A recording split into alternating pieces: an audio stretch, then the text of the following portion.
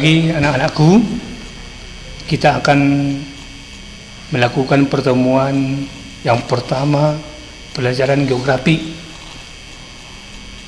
Saya bernama Kuncun Sregar membawakan pelajaran geografi untuk kelas 10.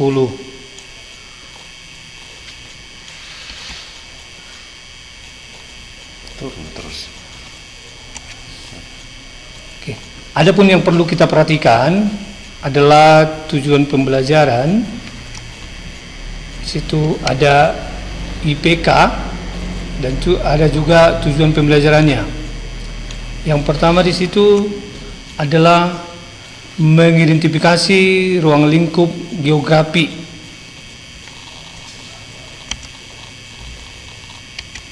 Kedua, membedakan objek studi formal dan material.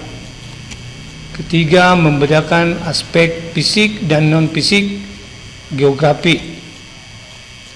Tujuan pembelajaran melalui model pembelajaran discovery learning dengan menggali informasi dari berbagai sumber, menyediakan sederhana dan mengolah informasi, diharapkan bagi siswa terlibat aktif selama proses belajar mengajar berlangsung, memiliki sikap ingin tahu, teliti dalam melakukan pengamatan dan bertanggung jawab dalam menyampaikan pendapat, menjawab pertanyaan, memberi saran dan kritik, serta mendistribusikan pengetahuan dasar geografi dan terapannya dalam kehidupan sehari-hari dan menyajikannya dalam pengetahuan dasar geografi. Oke, pertemuan pertama yaitu 1. Mengidentifikasi ruang lingkup geografi. Kedua, membedakan objek studi formal dan material. Ketiga, membedakan aspek fisik dan aspek non-fisik geografi.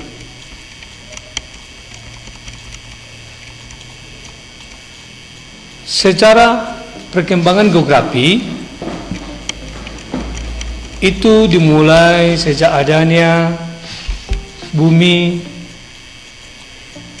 dan perkembangannya terus berkembang mulai dari abad ke abad, dan itu ada beberapa pengertian perbedaan dari secara perkembangan geografinya.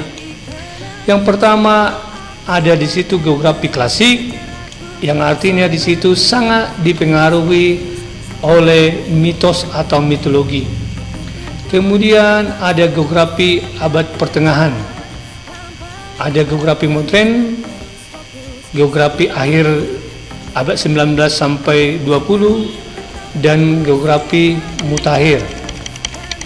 Geografi klasik adalah geografi sejak zaman Romawi kuno, dan pengetahuannya pada masa itu masih dipengaruhi oleh mitologi atau cerita rakyat.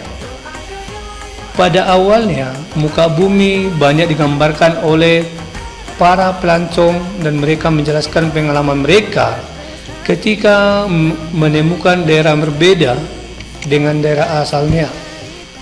Contoh tokoh-tokoh geografi klasik adalah Anaximander, Thales, Herodotus, Aristoteles, Claudius Ptolemaeus, dan Strabo.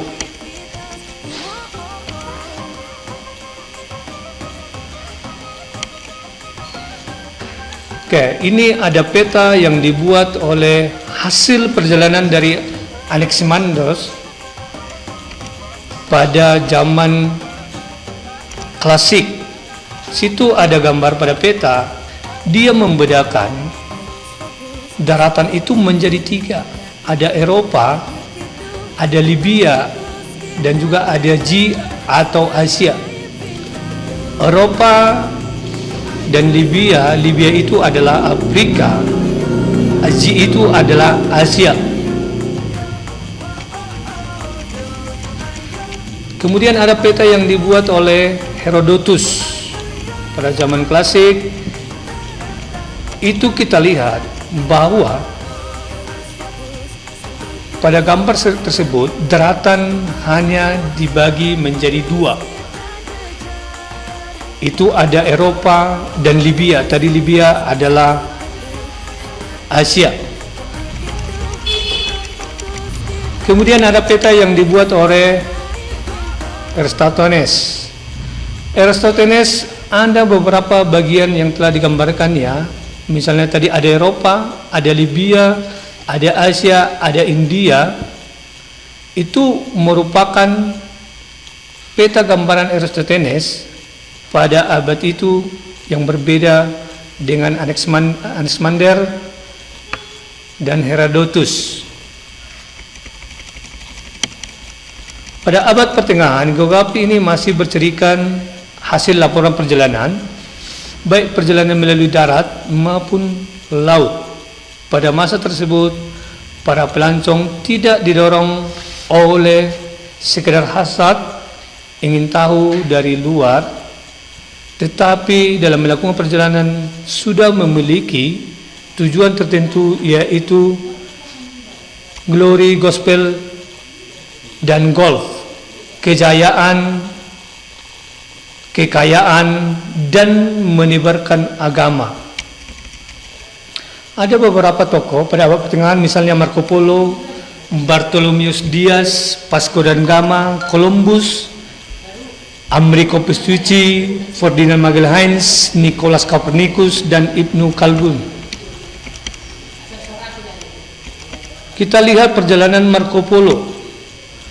Perjalanan Marco Polo, dia melakukan perjalanan ke arah timur dengan tanda panah yang kuning, dan dia melakukan perjalanan kembali pada tanda panah warna merah, dan ada garis putih. Itu adalah jalur sutra.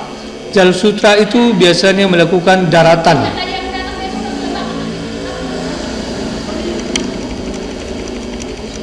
Geografi modern ini berkembang lebih jauh dengan diletakkannya dasar pengetahuan secara empiris, dan geografi melalui prosedur induktif dengan melakukan observasi dan penjelajahan dalam menyusun hukum-hukum umum pada studi geografi. Tokoh pada masa geografi modern adalah Immanuel Kant, Alexander Baron, Van Humboldt, Karl Ritter, dan Charles Darwin. Pada abad ke-19 sampai abad ke-20, ciri pandangan geografi pada akhir abad ke-19 adalah terhadap iklim, tumbuhan, hewan, serta terhadap benteng alam. Kebanyakan ahli geografi pada periode ini memperdalam geologi. Tokohnya adalah Friedrich Herschel, Edward Huntington, Ferdinand von Richthofen, Vidal de Lovelace. Yang terakhir adalah geografi mutakhir. Perkembangan geografi ini lebih mengarah pada umumnya pemecahan masalah yang dihadapi manusia. Geografi tidak bisa lepas dari ilmu lainnya dan sudah menggunakan metode kuantitatif dan peranti komputer dalam pendidikannya. Tokohnya adalah Wrigley, Peter Haggett.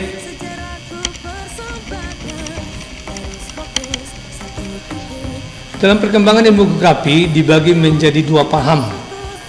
Itu ada paham determinisme dan paham posibilisme. Paham determinisme itu adalah merupakan aliran yang mempercayai bahwa alam sangat menentukan kehidupan manusia. Tokoh aliran ini adalah Karl Ritter, Friedrich Herschel, dan Ernest Huntington. Yang kedua ada posibilisme, memandang manusia sebagai makhluk yang aktif yang dapat membudidayakan alam untuk menunjang hidupnya. Dikenal sebagai konsep genre de vie. Tokoh aliran ini adalah Paul Vidal de Blase.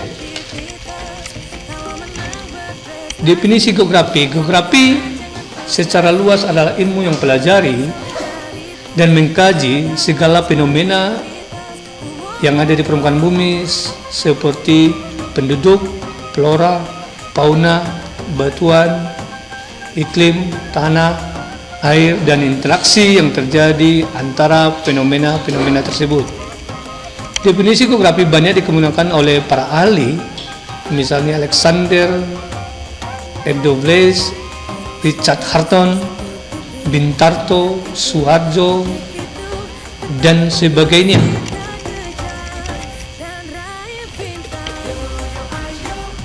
Kesimpulan pandangan dari beberapa ahli geografi melihat permukaan bumi, hubungannya dengan manusia. Mereka memperhatikan bumi sebagai lingkungan hidup manusia, yaitu suatu lingkungan yang memengaruhi manusia mengaruhi untuk dapat hidup. Ahli geografi lebih memusatkan pada organisasi keruangan bagi manusia dan hubungan ekologi dengan lingkungan hidupnya. Berdasarkan pengertian tersebut, dapat diketahui bahwa geografi merupakan ilmu yang memiliki penekanan pada bentang alam, tempat, ruang, pengaruh alam terhadap manusia, dan lokasi.